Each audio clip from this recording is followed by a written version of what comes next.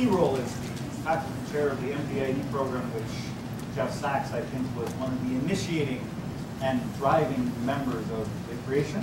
So I'm eternally grateful to Jeff for having had the foresight and drive to do what's difficult to do at Harvard, which is something new. I was telling my students that we don't even celebrate Patriots Day at Harvard because, after all, they didn't do it for the first 140 years. Not yet now. An event that only started in 1776 was that right? I'm sorry Joe couldn't be here. I think I will try and emulate at least some of his wisdom. I think I in total have more gray hairs than Joe, but a smaller proportion.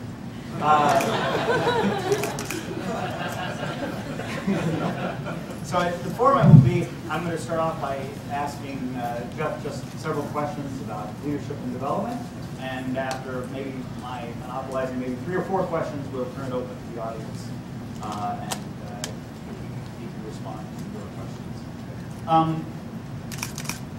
I'm going to, and we haven't prepared, so I'm going to actually ask him some pretty hard questions, I think. So let's start with the question that then sets up some of the subsequent questions about leadership and the public attention.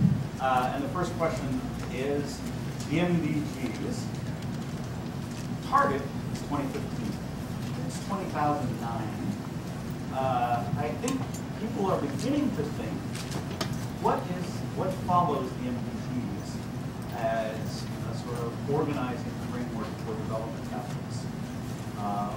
So that's the first question. So thinking about that, that you were a key leader in the MDGs, pushing the MDGs within the UN system. You had a role one time. MDG advisor. Yes, still have a role. Okay, good.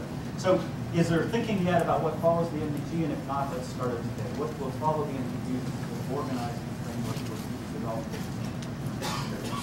First, hi to you. We met about a minute ago to say hello coming out here. I had a chance to talk other than as we'll talk now. And let me say hello to everybody here. It's wonderful to be back in this wonderful place. I think the MDGs actually are a great place to start and maybe a great place to expand in general discussion, because from my point of view, they are special, important, and an important way to understand an even more important and difficult challenge. And that is how to get the world to do something good and complicated about almost anything. In the case of the Millennial Development Goals, they're a challenge and a provocation to how to get the world to do something good and important about very important people, which is the point of the Millennial Development Goals. I believe, probably more than just about anybody on the planet, anybody else on the planet, that the MDGs are important for them. It's indeed my theory of oh, sorry. Can you hear me? Now. Okay. Hi, everybody. I was mumbling on about the Millennial Development Goals, and I was saying that I think they're actually very important, and I venture that I probably hold them in more importance than just about any other person on the planet. And I also have a responsibility towards them as special advisor to Ban Ki-moon, following 5 years as special advisor to Kofi Annan on the Millennium Development Goals. So why does something that even is such an unpleasant mouthful, not exactly a catchy slogan, not a household phrase in the United States, interest me, and why do I dare say that it's even as important as anything? And I think the answer is that, well, I know my answer to this, right or wrong, is that it's very rare, and I think extremely important for the world to have goals that are explicit and agreed upon. It's even better if the goals are sensible and time-bound, which the Millennium Development Goals are. I regard them as actually pretty darn good in terms of what they're trying to accomplish.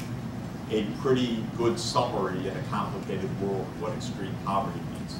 Smarter than saying it's an income measure, recognizing that extreme poverty is multidimensional. It involves health, it involves gender equality, it involves primary education, it involves access to drinking water, it involves hunger, and so on, as well as income. I think that's smart. I think it's amazing the world agreed to anything like this, though I'm absolutely convinced that the world leaders agreed to it as a matter of a photo op and didn't expect that this would last more than a day past the photo op. So I'm trying to get my revenge on them every day to try to keep this alive and important. The world's a very complicated place. The fact that these goals are not going to be met in many places is not a measure of their lack of importance or their lack of realism or their continuing role in society. It's a measure of how complicated and unhappy our world is in many ways. So I took on this assignment like I've taken on many other assignments in my life, knowing that it could fall flat on its face. Things like this regularly end up on the scrap heap of history. I decided I would spend many years of my life working on this because, first of all, I don't think failure or success is really the bottom line of judgment for an individual anyway. It's how you played the game, as they say, not something where you don't have the real ability to determine the outcomes. It's how you decide to view your participation in a complex process, which is what life is. But I viewed them as potentially galvanizing in a way that I couldn't see an alternative. And I would say in 2009, despite the fact that George Bush mentioned them, I believe, out of his mouth one time in 8 years, I happened to be there that day, nearly knocked half of the UN delegates off their seat when he actually uttered the 3 words in a row. Because we just never heard it from him. I actually believe they're playing a very important role in motivating a lot of people around the world regarding the idea that we can make the world a better place and that it requires effort, partnership, technical expertise, planning, lots of things that we're not very good at in the world. So my view is that this is a fight worth having. We're going to lose it in some places for sure, I would say at this point. There's just no time left to achieve the Millennium Development Goals in all cases everywhere.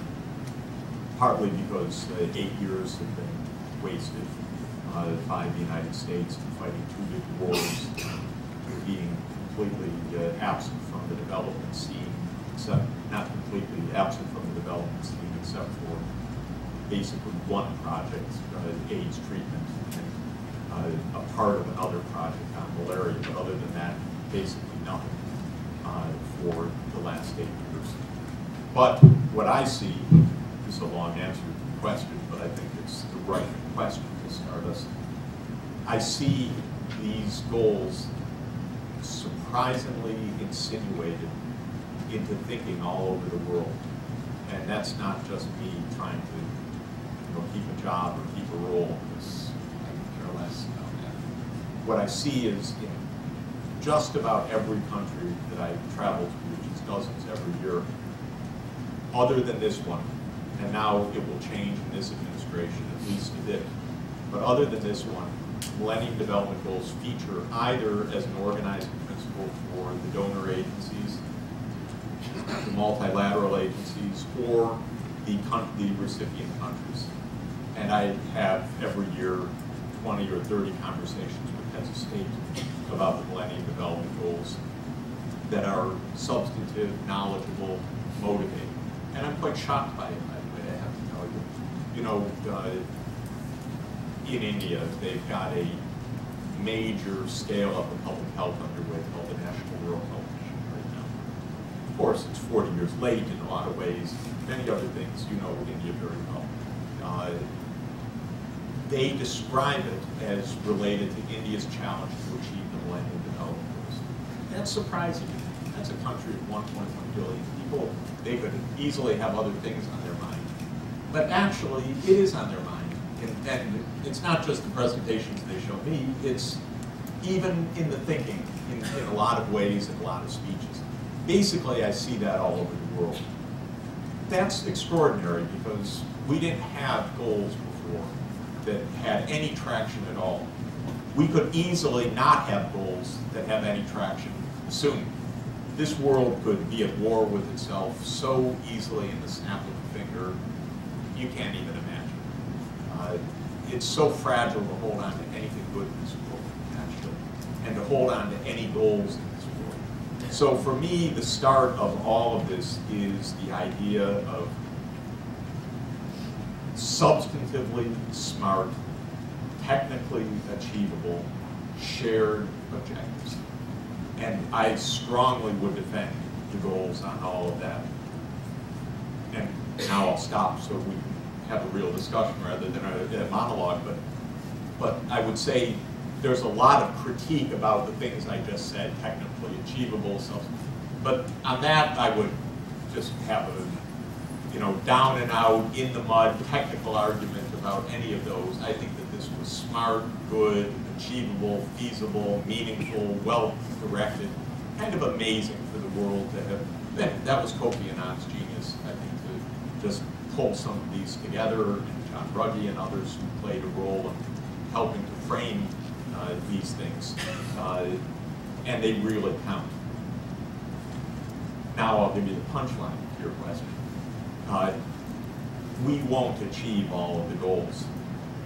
In a few cases, we won't achieve them because of the likes of Mr. Mugabe, or North Korean government, or Myanmar, or other really despicable regimes.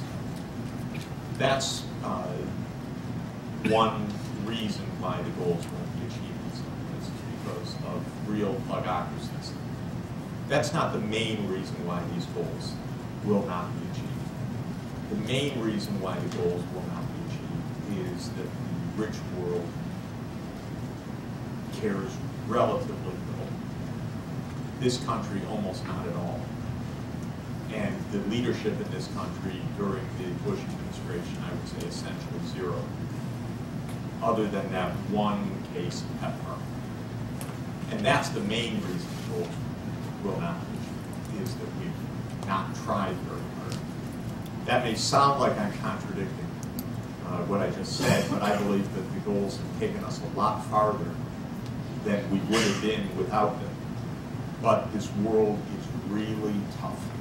It's very hard. It's obtuse. Essentially, we are not programmed to care about people in other places, especially different skin. It's extraordinarily. And it took 60 years to end slavery, and it's going to take a long time to end poverty, and it doesn't come easily. But that's essentially what this is about. It's a battle over neglect. And that's why we're not winning. Okay. Not because of any of the technical arguments, not because of Bill Easterly's complaints about Sachs, you're doing this, top down. This is all nonsense compared to the general matter. We don't care.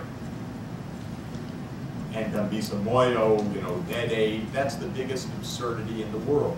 How about a book called No Aid?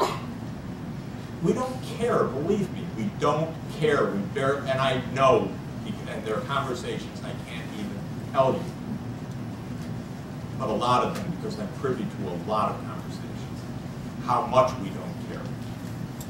It's shocking. I'm a little bit still reeling from some recent ones. So that's the biggest obstacle. Then, of course, we need to be ingenious, because people here do care for sure. And a lot of the world cares a lot. But politically, we don't care very much. And so that's part of the problem. So we have to figure out alternative methods, many different channels, and so on. What should we do with these goals? My belief is that we really need global goals so that we don't kill each other, that we remind ourselves that actually we're more interested in ending climate change, saving biodiversity. All those things which we announce, which we plan, but we don't do, it's still better to have the goals than to have just the cynicism. And so I want these goals to continue past 2015, but not in a kind of simple-minded way that, oh, you know, things were a little bit late, they were, you know, exaggerated and so on, so we'll make it 2018. That would obviously be stupid and demotivating and all the rest. So I have a particular view of this, which is that at the essence of what this is about is a very simple principle.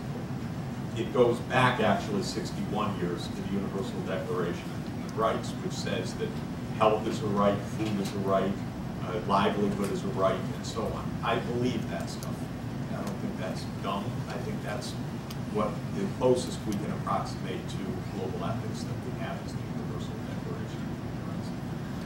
When you translate that into extreme poverty, it seems to me that what the Millennium Development Goals in a somewhat arbitrary way are trying to say is everyone has the right to food, everyone has the right to not die from malaria because that's a curable disease, everyone has the right to safe childbirth, everyone has the right to not dying of an easily preventable disease, childhood disease under the age of 5, and so forth. Everyone has a right to basic education.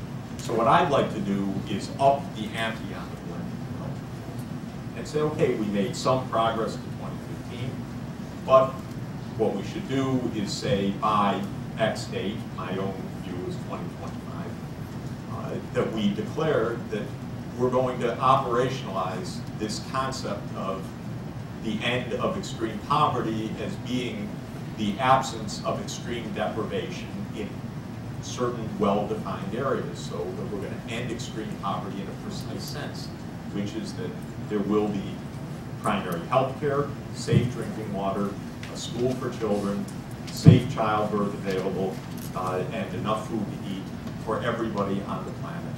And that the Millennium Development Goals, yeah, we fell behind, but that's mainly moral hazard of an uncaring world, not the lack of technical means, not mainly the Mugabes of the world, but mainly the George Bushes of the world. And now we're going to up the ante and hold ourselves accountable a decade from now. That's what I have in mind. Leads to a next question. Obviously, what we've said so far, we're not impressed with the Bush's administration's approach to development issues. Those are my favorite. But which leads bygone to bygone in some sense. We have a new administration, which is facing, I think, a very challenging situation with regard to its approach to development. It's threefold. One, it's in the middle of a financial crisis, which is certainly attracting American attention to development financial problems. B, they are engaged in too expensive and difficult wars to extract themselves from. And C, the foreign assistance apparatus of the United States is in an incredibly weak situation. So, a few words about the latter. Are there opportunities to dramatically improve the capability of the United States to deliver any type of its foreign assistance development goals and to see these prospects? I love this president and the administration, but they basically have said almost not a word about this so far. This is, to my mind, worrisome and a big mistake, and it could absolutely continue. Bill Clinton did almost nothing about these issues also. This is not Democratic or Republican. It starts out being America. That's the biggest problem. America does not know, does not care in its political system. Some of the worst anti-aid, in my opinion, anti-aid congressmen are in the Democratic Party leadership. And this has been true for 20 years. Some of the people that most supported PEPFAR and debt cancellation were in the right-wing Republican camp, and they did it because they came from the religious right and viewed this on religious grounds. And so you find a very strange mix, some supposedly liberal, whatever that means, American congressmen, ads for their constituency. I don't want to hear about aid. This is a waste of money. And it's some powerful people, and I've seen that up close for 20 years. And Obama's not shown any special interest in this so far. The one thing that they've done, I mean, two things that are really critical. One is that they've said that the Millennium Development Goals are an organizing principle. And since the president is so smart, and he's really smart, he will make the link between that being a goal and the absence of any policies to support it. So we will, I think, find our way circuitously to the fact that we have taken on the goals explicitly in the Obama administration, but without an apparatus underneath to give it any oomph. And that's one very important thing. That's why these goals can matter. They can matter here too. I'm counting on them as being some leveraging to a new kind of policy. Second is they've announced an initiative on food production, which I regard as important. It's very small so far. It's not passed Congress, but it's part of the budget to turn American assistance to help smallholder farmers to grow more food, which to my mind is a very strategic entry point into rural development challenges, especially in sub-Saharan Africa. So those are two good things. When Biden was invited to name one thing that the financial crisis would delay or stop, it was the doubling of aid within original timetable. For heaven's sake, the one thing we're going to do out of $5 trillion of stimulus and guarantees and all the rest is put it on the world's poorest people. Right on. That was one message. That comes naturally in our political system. Nobody raised an eyebrow about it, except maybe thinking that was a good call by the vice presidential candidate. So this is a deep syndrome of the United States. Remember, the U.S. is the smallest aid giver as a share of national income of all of the members of the formal donor association, which is called the Development Assistance Committee of the OECD. 22 members, the U.S. ranks at the bottom, 0.18 of 1% of gross national product. So I'm not thrilled by what I see right now. And this, I have to tell you, I am absolutely enamored of the president and think he's one of our greatest presidents. But so far, there's no policy. There's not leadership. And I hope that there will be. And this is something that I think needs to happen. I don't think it's good enough. Larry Summers used to tell me, anyway, can't get anything through Congress. And he told me that at the end of the Clinton administration. Can't get debt cancellation through Congress. Bono knew better, and he went to the religious right and sailed through Congress. I think to the surprise of President Clinton and his Treasury Secretary at the time. I was told, by the way, in the first month of the Bush administration, in February 2001, by then newly from Harvard Larry Lindsey, who was the chief economic advisor of President Bush at the time. I went in to brief Condi Rice about AIDS, and I said, we need a $3 billion a year program. And Larry put his arm around me and laughed and led me out of the West Wing and said, Jeff, nice try, but you don't stand a chance. And 2 years later, not because of my ability to win this way, but I called the right number, and they came up with PEPFAR. So you never know, also, and I give the odds as somewhat higher in this administration. You just don't know. And what's called politically possible and not possible, I regard that as the biggest joke of all. Which, if I didn't, by the way, I'd never be doing this because everyone tells me it's all impossible. And I don't think that it is. You just don't know when it's going to break and for what reason. Now, in truth, American foreign policy is really, really profoundly fractured because we don't have a development component. We only have a military component. And our military strategies, when people get really, really, really desperate and hungry and there's unrest, then we bomb them. And this is a very bad strategy, actually, because it doesn't produce any more food, it doesn't solve any problems, and it won't work. And it won't work in Pakistan, it won't work in Afghanistan, it won't work in Somalia. Can you believe they gave Somalia aid last week, the donor community, $250 million of aid for Somalia? You know what? All for a Coast Guard. There's probably not a hungrier place on the planet right now. And then take a look at the Financial Times editorial today, which started out in the headline kind of interesting. It said, to solve Somalia's problems, we'll only solve Somalia's problems on the land, not the sea. I thought, okay, that's the FT being smart. Read that editorial today in the Financial Times. Not a word about this place being poor, hungry, water stressed. What did they mean by solving it on the land? Well, there are Islamists, and there's jihadists, and there's clans and factions, and there's nationalism, and we've got to solve the politics. Are they kidding? I don't know if anyone here has been to Somalia recently or flown over it like I happened to do about 2 months ago. I've never seen out of the airplane window a drier, more parched, more desiccated land. This is water collapse.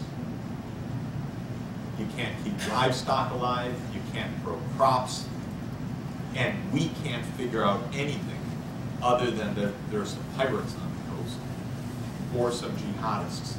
Now this is a mass failure of foreign policy and imagination. And the biggest problem in our foreign policy is really the lack of imagination, the lack of the most basic empathy to try to understand what's on someone else's mind, or what's in their stomach, or what's not in their stomach, or what's happening to their children. How do they feel about their children dying in front of them, not having enough to eat, or their sheep dying in front of them? We can't even figure this most basic thing out. And Haiti, I was at a donor meeting for Haiti. Now that was a little bit better. About 2 weeks ago, the U.S. pledged, I don't know, I think about $200 million for Haiti in budget support. But if you think about what's happening in Haiti, in our own hemisphere, of course, right off the coast, we've been putting in nearly $1 billion a year for peacekeepers. We've been spending billions every few years invading the country or sending in a CIA plane to take out a leader, all military and security stuff. But actually investing in development, it's tiny. And so we never solve these problems because development, aid, that's terrible. You know, we've got to be hard-headed about this, or there'll be some oil, let them float bonds in London. That's your strategy. Honest to God, that's your strategy. So, I don't know, Land, you know, whether they'll come through. What I do know is that money is the most irrelevant of all the propositions in this. We have a $700 billion military, so you could easily pay 10% of that without breaking a sweat and put it towards some useful national security. When John Thane,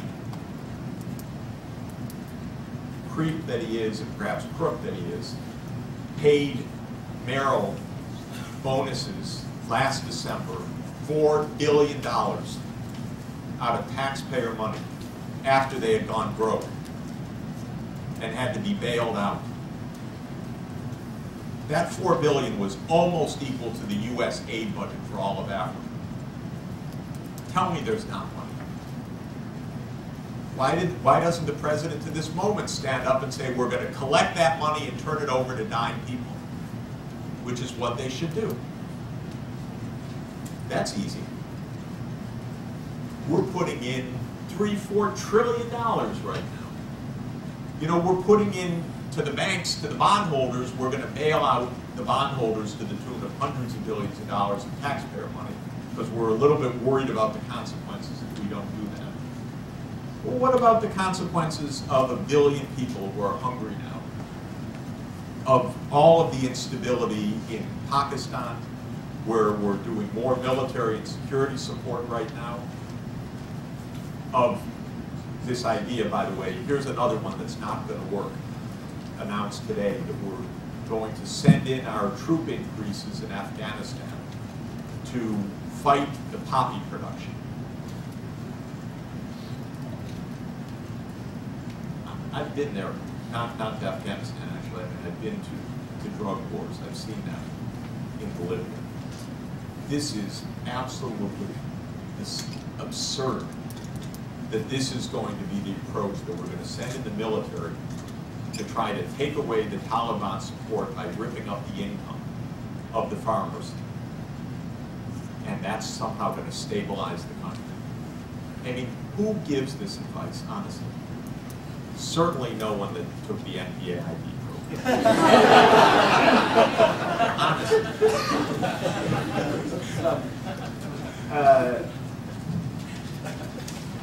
So, the financial crisis.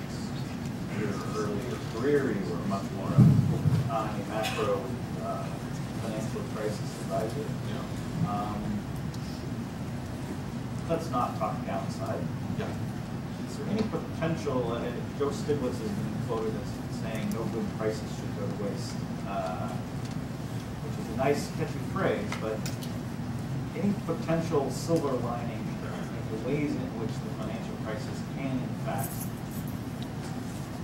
work to sort of the further ends of the goal? If the financial crisis changes the attitudes in this country about our economic life, it can have a big effect. But I think there are powerful forces that are trying to stop that from happening.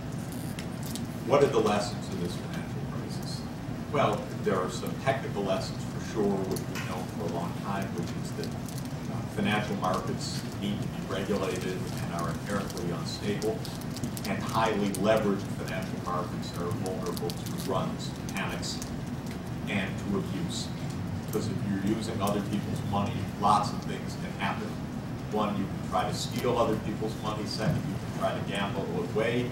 Or third, you can find yourself not able to access other people's money just when you thought you needed it. Those are the things that go wrong. So we've understood for a long time that high leverage is risky. And the processes of finance in the last 20 years were to regulate the commercial banks more or less as traditionally, but to allow a so-called shadow banking system outside of control to develop and indeed to encourage it to develop, to allow such huge bonuses, which reach $30 billion a year on Wall Street, just the Christmas bonus money each year, to develop. And that, and for Wall Street to send its people to run the Treasury over a 20-year period. So our financial market policies were guided by Wall Street, all keys turned over to Wall Street. Literally called Goldman Sachs and asked, okay, who's next as Treasury Secretary? Who's coming down for this position or that position? And we're paying a heavy price for that. Potentially that could be recognized.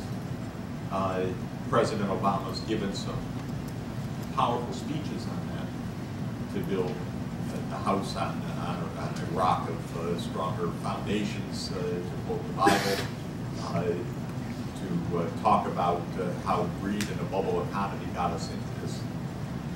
His economics team, as you know, is the Wall Street team. And so there's really, in my view, a lot of question. And Congress is a Wall Street Congress, but on a bipartisan basis.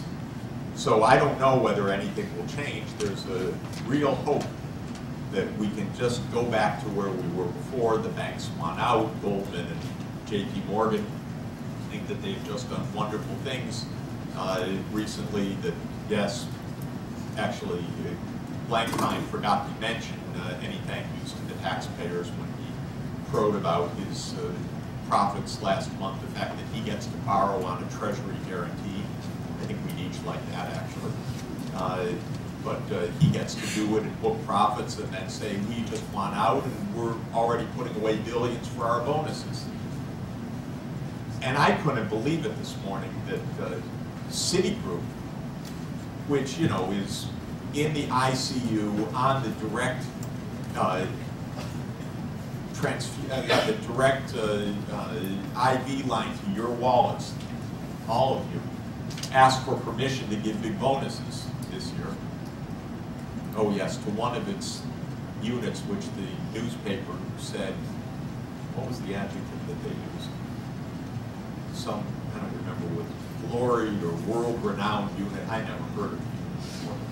But by the time it made the article in the newspaper, it was some absolutely wonderful unit that just had a compelling need to pay huge bonuses. So I don't know whether American society can heal itself, actually, whether we can really draw lessons. We have the right president for that. I'm waiting to see whether the economics team shows some insight into that. I would say so far the policies do not, because the policies, the good interpretation of the policies is that they, I mean, the interpretation that they've offered of the policies is we can't afford any more losses in the financial sector because that could trigger more panic, so we have to protect every dollar of every bondholder who's ever lent money to a bank, and therefore we're going to keep pumping in taxpayer money lest we have another disaster. It's an interesting model. It will put us hundreds of billions of dollars in the hot, most likely. But there's other interpretations of this also, which is that that's a very convenient belief for people to have who are actually on Wall Street holding a lot of that stuff. So I'm of the view that the policies are unfair, basically, and that that matters, and that fairness really counts, and that morality really counts in an economy. But that's a minority view also. The majority view is it's markets that count, and let's get on with it, and so forth. So, to me, the most important thing by far that can come out of this is a rethinking about American society. Because we went for 30 years since Ronald Reagan came into office on January 20th, 1981, and said government is not the solution, it's the problem. And since he campaigned on welfare queens cheating America of their money, we have been on a war against the poor for 30 years. And we've been on a policy of promoting the richest of the rich for 30 years. And for the rest, it's the chips fall where they might. And if we don't change that policy, we're in a mess of a trouble in the world. We built up a big underclass in this society that is very hardened and is almost invisible to America. I was distressed that the word poor and the word poverty did not appear one time in any of the presidential debates. The word was not uttered one time, either in a question or an answer. We don't have a society with poor people in America. We only have the middle class. Or even, not just that, we only have the hard-working middle class. This is a disease of our consciousness and our morality. And it comes back into the question about official aid also, because one of the things that you can do, which is quite interesting, is do a graph of social spending as a share of GNP on one axis and development assistance as a share of GNP on the other axis, and they just nicely fall on a line. Nobody trades off their poor for the world's poor or vice versa. countries that are generous to their own poor, like the Scandinavian countries, are generous to the world's poor. Countries that are completely neglectful of their own poor are similarly blind to the world's poor. It fits on a line. It's a view of society. It's not a trade-off. And so I'm hoping that America can overcome that. Okay, why don't we, there are 2 microphones. I'll throw it open to questions. Probably should introduce yourself and have a question that, as the dean says, actually into the question line. I'll start with the right wing. Oh, you're not. You can ask my question Okay. first. Question over here. Hi, how are you? My name is Layla, and I'm a first year student in the MPAID program, so very happy to come and meet you and hear you speak. I'm also from the Arab world, and so what you said about misguided foreign policy in terms of using violence instead of trying to kind of address some of the root causes of the problems really resonates with me. But my question is, how, from a very pragmatic perspective, can this actually change? Because there are so many entrenched interests, industrial, military, corporate. I just don't see how one administration or one new president can actually change that. Yeah, I think you know, the Middle East has a series of very critical problems, not only one. Of course, oil has distorted everything, internally, but especially internationally. You know, from the first moment there was an internal combustion engine, there was a desire to control the Middle East, either from the British Empire than the American one. And that has wrecked governance internally for a long time. There's the Arab-Israeli conflict that I believe has had an obvious solution since 1967, and we can't get an obvious solution, partly because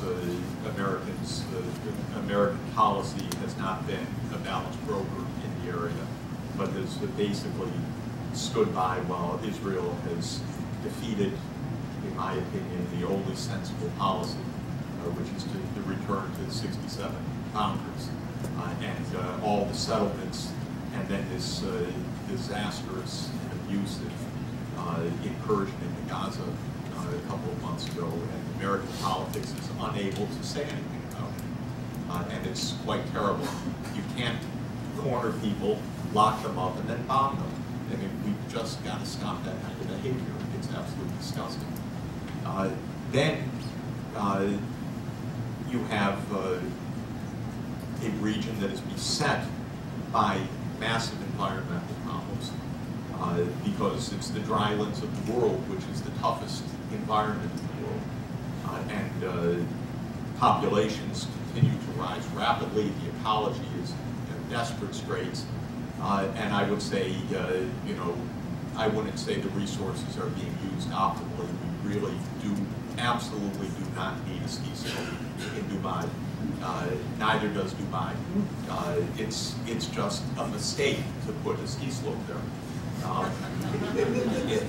It's really a mistake to put golf courses there also. There are other kinds of entertainment and other things to do. So there's a lot of misuse of resources that's really internally driven, and that's a huge mistake also. In general, in foreign policy, countries are objects, they're not subjects. And there's no region in the world for which that's more true than the Middle East. And you could see in Somalia, in this FT article that I referred to, the writer of that article didn't have one iota of an interest in Somalia. Not a whit. Not even a whit to show a whit of interest. It was only, how do we stop the pirates? That's the only conceivable interest that they have. There wasn't one reflection on what life is like for 10 million people in a parched, desperate environment, because it would have been mentioned in a sentence.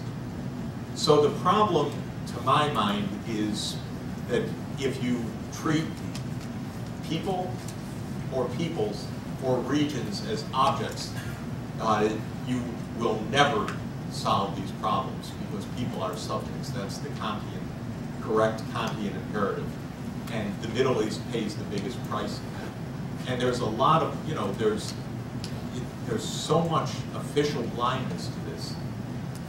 It's shocking, of course. I heard the World Bank team come to the Kennedy School.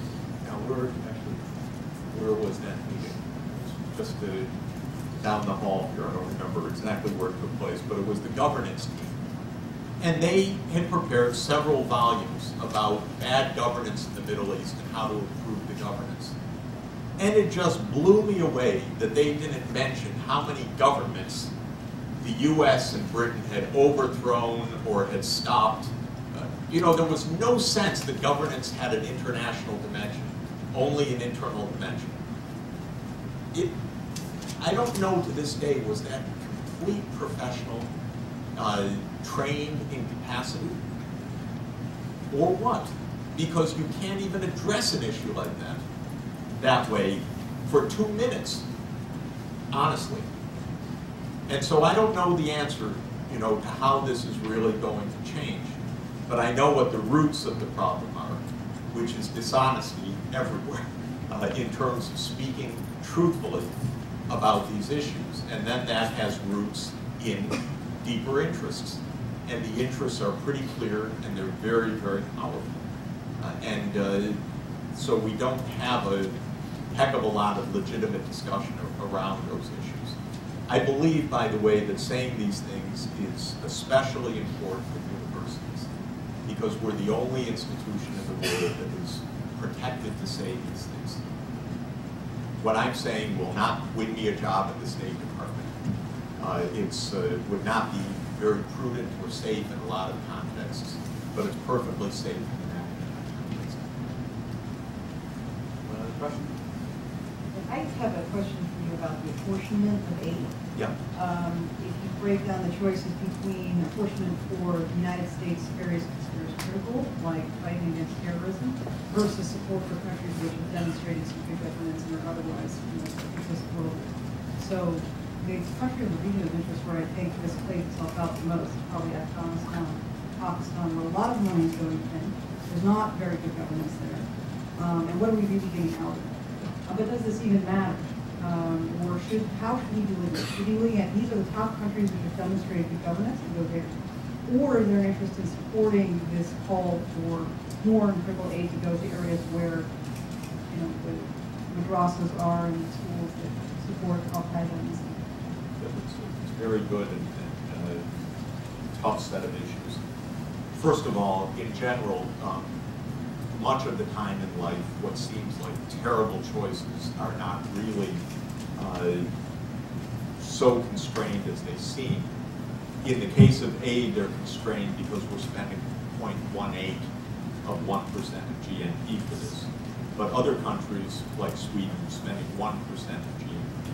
The difference between spending 0.18 and 1% of GNP for the United States, for example, 0.8 of 1% is about $110 billion. So an extra $110 billion could be addressed to a lot of different challenges if we were allocating our national income in a more appropriate way, not only a highly constricted aid budget. So part of the tough challenge is that when you are putting very little into the mix, then the choices look a lot more painful.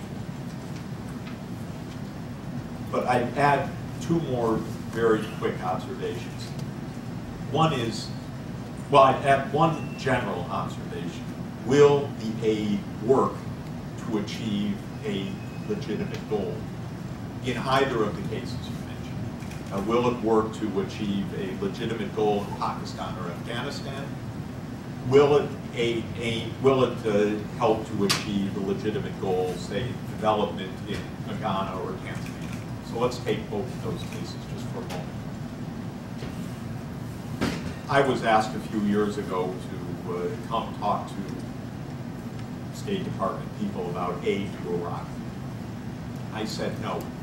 I won't talk to you about it because I don't believe that as long as there's an American occupying army that this could do any good. Because I don't think our intervention was legitimate. I think we are an antigen that is going to create instability and unrest, and I'm not interested in fine-tuning an inflammatory reaction that's going to be bad. That was just after the invasion. I think I was more or less correct in that, and also feel personally that I'm so glad I wouldn't just even touch that for one moment, that awful policy of the U.S. I have my real worries about the same in Afghanistan. Certainly, I would never advise how to get an aid program into these areas after the poppy fields have been destroyed by our soldiers. You know, as soon as you mix the military and the development, my view is you're likely to fail badly. I think as soon as you mix the military in, I think we're going to fail anyway. Add the development in, I think it's going to kill the development side. I grew up, you know, as a kid, but I grew up in the shadow of the Vietnam War, and I learned a lot from that because I took a lot of interest in it deeply then and now. And we had all sorts of strategies of development aid for South Vietnam and all the rest. Believe that in a context of war and really profound legitimacy questions, aid is going to be pretty tough to get right. So I have to say I have my doubts about Afghanistan in this context. If we got out of Afghanistan, I'd be the first one in to help with the big aid program. That would be my strategy. The idea of mixing the two, I don't know, because I've never been to Afghanistan. I don't have a first-hand grounding, but I have my real doubts, I have to say, on experience and general principles. Pakistan is even more complicated because Pakistan's been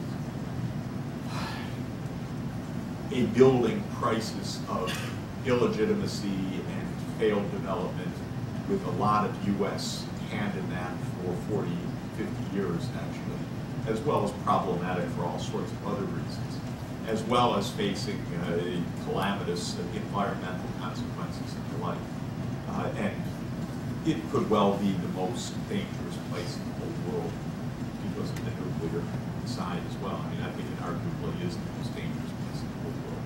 So I'd love for us to have a sophisticated strategy in Pakistan, working with Pakistanis to think hard about hunger in the Indus Valley and climate change and massive bulging population and groundwater depletion and many, many other things. I don't think we're even inching towards that level of thoughtfulness about this right now. Now, let me turn to the other side of the equation, places like the quote well-governed places. There I also have to disappoint a little bit in the sense that I believe our rankings of quote well-governed places are hugely naive. First thing I would do in our aid program is close down the Millennial Corporation, for example, because I think that this idea of making these rankings and now we pick the top 5 countries is hugely, hugely naive.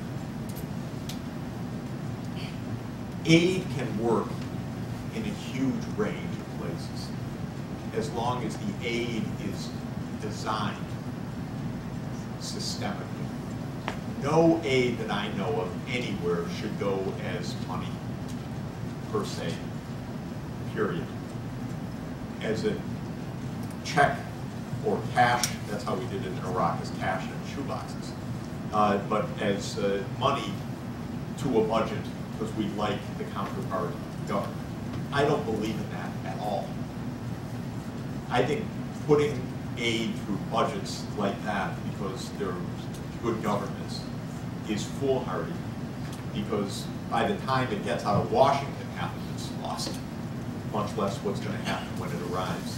On the other hand, if you gave me the assignment, here's $100 million, and I want you to control malaria, I'd take that assignment on almost any place where the bullets aren't flying and get that accomplished. You could call it governed, well-governed, badly governed, it wouldn't matter by your a priori calculation. You give me a specific assignment, control malaria in an endemic environment, I could get that done. Just about any place on the planet that has endemic malaria. So my view is that we've got this wrong, that we need to think about the substance of development. We need to think about the systems of delivery. We need to think about the technological capacities. And then we need to make real management choices about what to do, how to do it, and so on.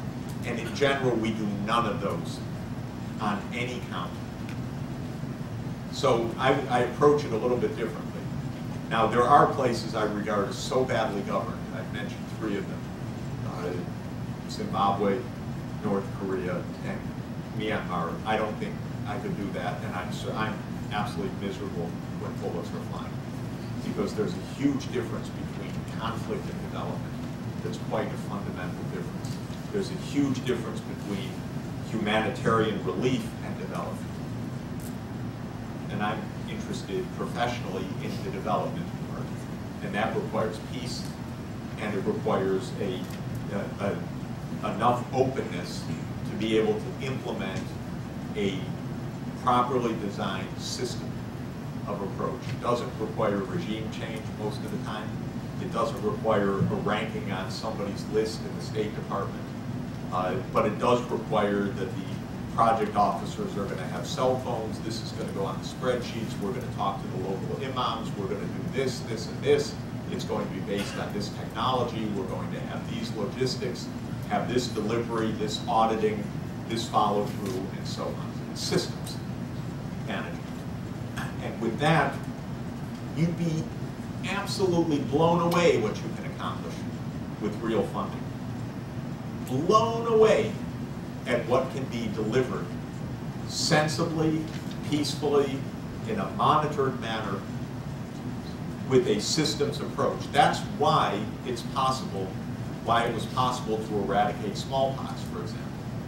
Smallpox was eradicated not in the well-governed countries. It was eradicated in every village in the world because they used a systems approach and because there was enough goodwill everywhere to be part of it in every single country. And so you would never think you could do that by the standards of governance that we think we apply. And since we wrecked so many of these governments, by the way, you know, then we judge them. It's a little weird, actually. Hi, my name is Jenny Stefani. I'm also a second year, or sorry, just going to my second year in summer, in PID. I was actually just struck by what you just said about budget support and how that's a bad idea. And so I'm sort of interested in your thoughts, because if aid is going to project-specific things, raises a few issues, one around not having buy-in on the ground from successful implementation, especially in the long run. Disproportionate aid dollars going to certain issues versus others, not having capacity at the government level going into supporting these activities and being diverted from other priorities. And so I'm interested in your thoughts around what is the right mechanism then to balance those things and to coordinate with governments, because I was talking to a lot of philanthropists and a lot of respect for working with the governments, really understanding what their priorities and fitting into that. So I'd love to know how to balance that. Good. I absolutely agree with that. And I'm using a lot of terms that, thanks to your question, I can clarify also. What I don't believe in is saying, this is a good government, we'll give you $500 billion for your budget to help you close the budget gap. I'm against that kind of aid in general. I am absolutely in favor of a government saying, we want to scale up our primary health system, and we have a financing gap of $500 billion, and we will work together with the donor community to get that to happen. And we'll subject ourselves to standards of openness, metrics, auditing, and so forth. That could technically come under budget support in the end. My model of this has been the Global Fund to Fight AIDS, TB, and Malaria, which is a fund that I helped to set up and believed in as the right way to do this, probably because after you get used to submitting proposals to the NSF, you like the idea of proposal submissions as the right standard. So I actually had exactly in mind the idea that you should submit a proposal. That's how you get local buy-in. You ask them to write their proposals. And they then tell you what they want. And my experience is that in real life, what happens is, you see, in real life, there's not enough money, by far, by a factor of 3 or 4, to do good things that could be done. That's the starting. There's just not enough money there. This is an embarrassing problem for donors. So the donors have to create a public system in which the perception is we're doing all that is valuable to do. There's either not absorptive capacity, or people aren't trained, that's the same thing, or there's no real demand for more, or we're already doing it. Whatever it is, you have to create a framework. What the donors hate more than anything is to be seen to not be doing what they should be doing. I don't know why they hate it so much. It's so obvious. But it's why they love Ms. Moyo's kind of argument. You know, that's the justification for this nonsensical situation that we're in the world, where we leave people to die by the millions, that you couldn't do more. It's absurd and cruel. But there's actually enough effort put into it, which is why I like the MDGs. It's traction, you know? You said it. It's commitment. Now we're going to try to do it. So the Global Fund asks you to submit a proposal and then holds you to delivery. I've been working for 4 years to try to get a similar fund for smallholder farmers. They may have voted this today, actually, at EFAT. It's not mine by any means alone, although I think I was the biggest pain in the neck to try to get this done. And they hate that part also. You're not supposed to be a pain in the neck, and all the rest. But what I've said about agriculture is let the countries tell you what they need for scaling up their traditional agriculture sectors, which is peasant, smallholder farmers who can't afford any inputs, improved inputs, and therefore produce 1 ton per hectare, which is not enough to feed their families. That's a summary for about 750 million impoverished people on the planet. So I said, let them come forward with proposals. Oh, you can't imagine the fights around that style of aid. So to come back to the true choreography of aid, what the donors have come around to is what I call demand suppression at the national level. You see, these countries are in a terribly dependent relationship. Ms. Moyo's right about that. There's nothing that's allowed to be dignified about this relationship. That doesn't mean that you leave people to die. It means you fight to make it more dignified. Of course, I'd be the first one to want to get out of this horrendous system in any which way if there's a way to do it, rather than pretending that poor people aren't dying by the millions right now. Okay.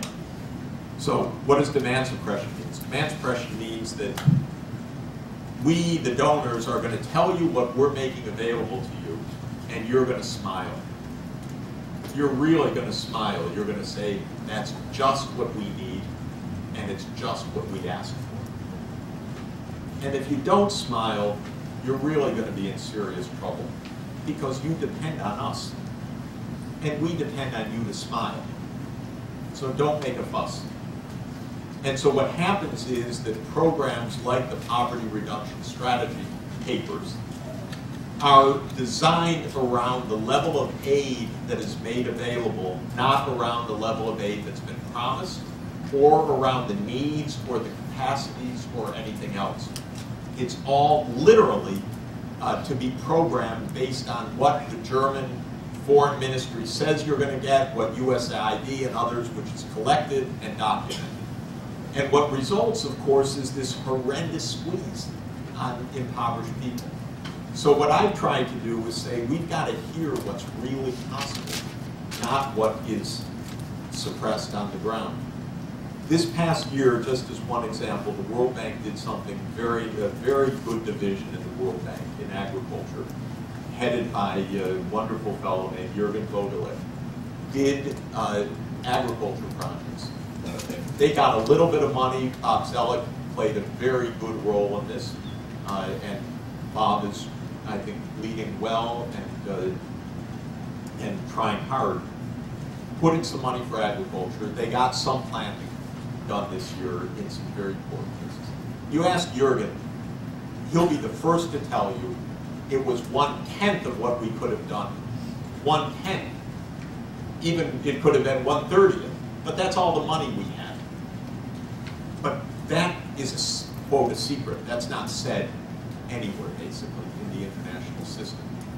So, to summarize, this is a long answer to your question. It's not that I'm against working with government. On the contrary, I've got a stack of requests from heads of state writing to me personally in my capacity as Special Advisor to the Secretary General, asking me plaintively for this, for this, for this, for this. We need it. We've got drought. We've got famine.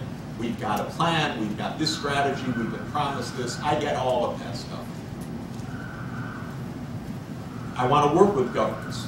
I want to fund those with strict accountability, timelines, management systems, monitoring and evaluation, and all the rest. I have full confidence in that because, you know, my reputation easily could be blown up that it all goes away. That's not my worry. My worry is that it can get to poor people and it's not getting to them right now. That's my real worry. And that we got to make those demands known and create a legitimate process to make those demands known. I'll tell you one more thing. When Glen Eagle's summit took place in 2005, the donors promised to double aid to Africa. Then I was invited to 11 Downing Street to meet with the Treasury officials a couple of days later. Sherpa and all the senior Treasury experts. So I came in, I was in London during the summit, I came in and said, okay, where's the spreadsheet for the pledges, timetables, and so on? And the answer literally was, and I'm quoting, oh, Professor Sachs, there's no spreadsheet. The United States insisted on no spreadsheets. This is the mark of our unserious work. There is no more life and death issue than the fulfillment of that development assistance properly channeled to people who need it. But you see, we couldn't even make a spreadsheet with the timelines broken down by donors. The most minimal thing that you would do in a paper the second week. The system's designed not to do that. That's shocking. You've got to get into government now and say, this is absurd. It's not only profoundly unethical, it's profoundly stupid for the interests of the donor countries also. But that's how we are to this moment. We refuse to program, to budget, to cost, to create systems because we don't want to spend the money. I think we have time for one more question, and then we should wrap up by 20 or so, is it? It was meant to go to 6, so we're... Anyway, I'll be quick then. I'm Professor Freeman. I'm a fellow at the Our Center of Human Rights. Yeah. I'll also be an MPID next year. Great. I read Elisa Moyo's book, and in my humble opinion, because I'm not an IB student yet, I was not very impressed with anything about it, but it's incredibly powerful politically. Yeah. So to push you a little bit more on this angle, how do you make this, how do you respond to that political argument with a political argument of yours for aid or for whatever it is? And then following up on that, you say you like Obama, but you've also kind of criticized a lot of things that are pretty fundamental to what he's talking about. So it almost is like you're drifting into, I mean, world systems of dependency theory here about like, there's these big structures that you can't get out of. So how do we negotiate that space, especially as international development students who tend to get taught pretty neoliberal models? Well, we are, we have very deep currents in American politics. Maybe how many years it's been, but since the 37 years since I arrived at Harvard, I've been able to watch now several cycles of politics and several alternations and so on. And we really do have very deep currents of politics. President Obama himself said it right when he said in Europe a couple of weeks ago that American politics is like steering a supertanker, and the supertankers turn very, very gradually, and that's the truth. I don't know, for example, whether on fundamental issues will we really get out of Iraq, for example, 50-50? Will we decide soon that, well, yes, we have a 2011 end date, but there's a lot of violence in the cities, and we'll keep those 50,000 troops? That would be my slightly more than 50% guess, because my belief is we went into Iraq to station bases for 50 years to come. That's my guess of why we did that.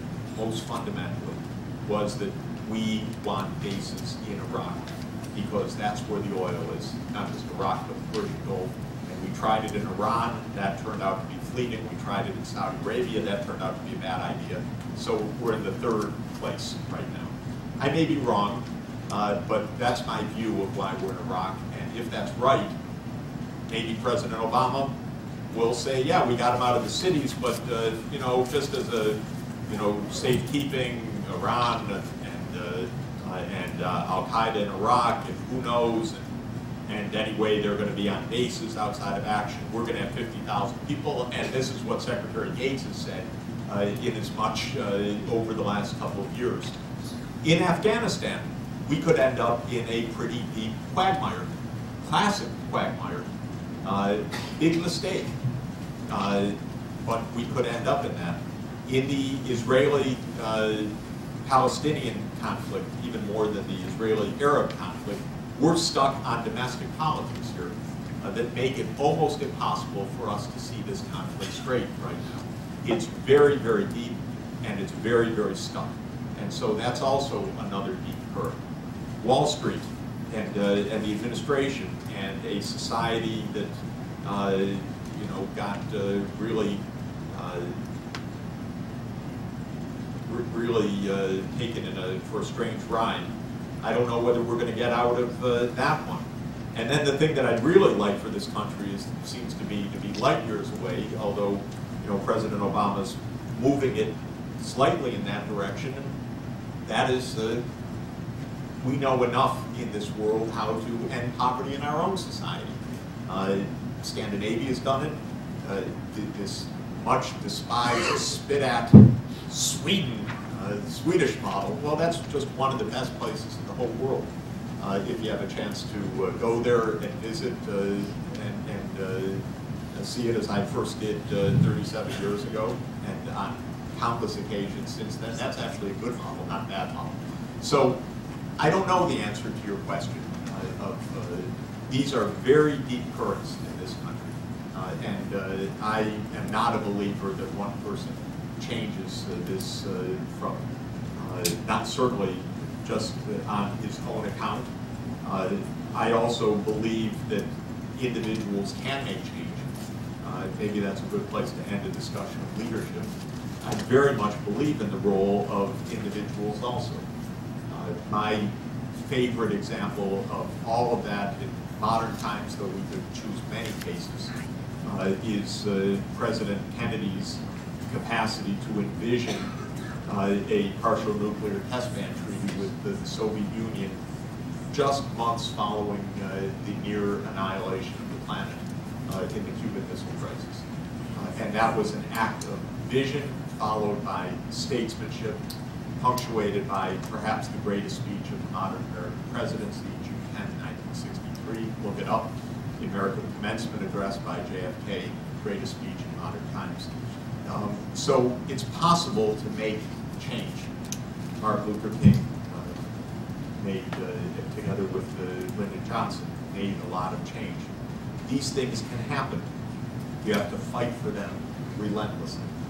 You can't believe that they're going to be easy. You can't give up when the going is hard, because it's always hard. You have to have faith. You know, it may be misguided or not. You never know for sure in your life. You have to have faith that you're on the right course. I believe that the challenge of ending extreme poverty and doing it in an environmentally sustainable way is a worthy set of goals that are achievable and worth fighting for. That for me is enough, I think. Just enough to keep me going. If I didn't believe in the goals, it would be a different thing. But since I believe in their moral worth as well as their technical achievability, that for me is, I found to be sufficient in life to do that. So I don't have an answer to your question. We've got to keep plugging away. Weird things happen, good things happen in the world on many, many occasions. Peace sometimes breaks out. Slavery gets ended. The colonial era comes to an end. The civil rights movement occurs. Apartheid ends. And all of that is the result of relentless stubbornness of millions of people who keep pushing. And I think that that's probably the most important trait of all. Thanks very much.